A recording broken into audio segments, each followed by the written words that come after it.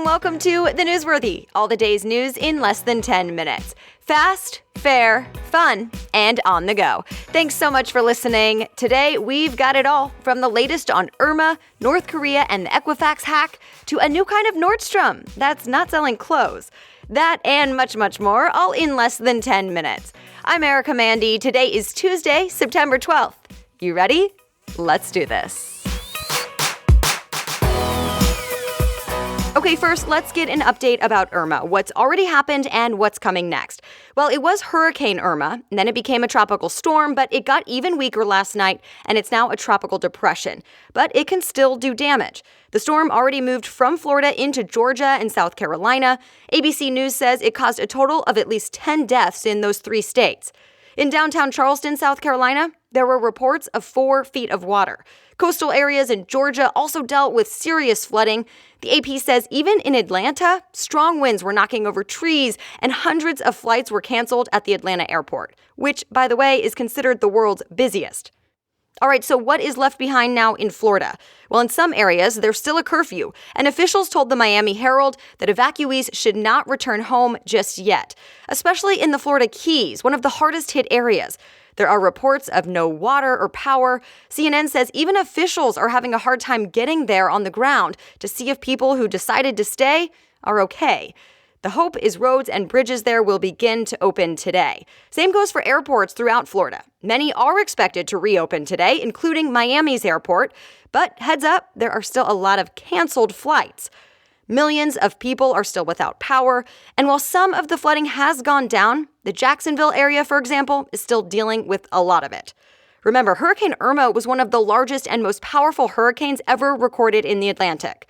Now, the Weather Channel says more rain is expected today across the southeast, but it's a much weaker storm. All right, it's official. There are new sanctions against North Korea. Reuters reports the United Nations Security Council unanimously voted to punish the country for that nuclear test about a week ago. It means there's now a ban on the country's textile exports, aka hurting North Korea's ability to make money by selling items like clothes, mostly to China. The sanctions also limit imports of crude oil. The Trump administration says these are the strongest measures ever imposed on North Korea, and that oil is needed to build another nuclear weapon. But North Korea fired back, at least with a threat. CNN reports just before the vote, the country warned the U.S. that it will cause, quote, pain and suffering if the sanctions are passed. Reminder, North Korea conducted a nuclear test underground on September 3rd that shook the whole region. It was the country's most powerful nuclear test yet. The lawsuits against Equifax are piling up. Reuters reports more than 30 lawsuits are now filed against the company. Also, Equifax has now updated its response because of all the backlash. Time says the company is no longer making you waive your right to sue if you sign up for some free credit monitoring. Reminder, Equifax is one of the 3 big credit reporting companies, so if you have credit, they probably track your finances. It's one of the places you get your credit score. Well, a major hack exposed 143 million accounts. Yeah, not good. So what now? The lawsuits may get combined into one big case. There is a class action lawsuit filed, so you can bet we'll hear a lot more about this. Oh, and even some lawmakers are now getting involved. The Washington Post reports top senators on both sides of the aisle are demanding some answers. Today's the day for Apple's big event, and we're expected to see 3 new iPhones. There's been a lot of talk and a lot of hype about this, so we'll find out what it's really all about. Mashable says a big leak of information has revealed some of the details. The rumor is we'll see the iPhone 8, 8 Plus, and X. And at least one of them will have facial recognition instead of that thumbprint to get to the home screen. Also, animated emojis and wireless charging are expected. And the X could cost $1,000. There are still plenty of unknowns, though, so stay tuned. I'll have all the details for you tomorrow. All right, other things people may be talking about today. What happens when we buy most of our clothes online? Well, maybe this. One of the most well-known clothing stores, Nordstrom, is experimenting with what it will call Nordstrom Local. CNBC says the new smaller kind of Nordstrom is coming to the Los Angeles area on October 3rd, and it will have things you can't just order online. Example, manicures and wine. All right, I'm listening. You can also get your clothes tailored there, but the store won't actually stock clothing. Experts say Nordstrom does often set the pace for the rest of the industry, so we'll see if this concept works. And by the way, Recode reports the same person who predicted Amazon would buy Whole Foods, which actually did happen, is now predicting Amazon will buy Nordstrom. TBD if that comes next.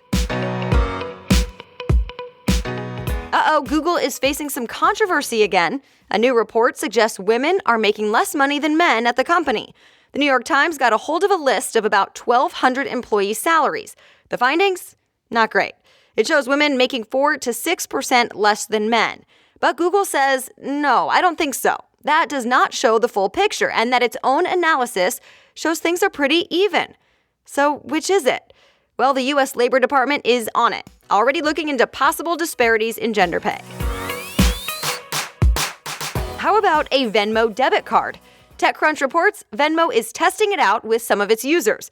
It's free and would work like a normal debit card, except it's tied to your Venmo account. Venmo is a mobile app that lets you exchange money, similar to PayPal. And that's it. You are all caught up. If you want to read more about any of the stories I mentioned today, just go to thenewsworthy.com for all the links. Click show notes and find today's episode, and it will all be there for you. Before we go, I also want to say a huge thank you for your support, because The Newsworthy is now featured on the iTunes New and Noteworthy list. I'm so excited about this because it will give more people a chance to find The Newsworthy and try it out. So thank you again for listening. And if you get value out of this, please keep leaving reviews and telling your friends about it. I so appreciate it. And with that, I will be back tomorrow so we can chat again. In the meantime, have a great day.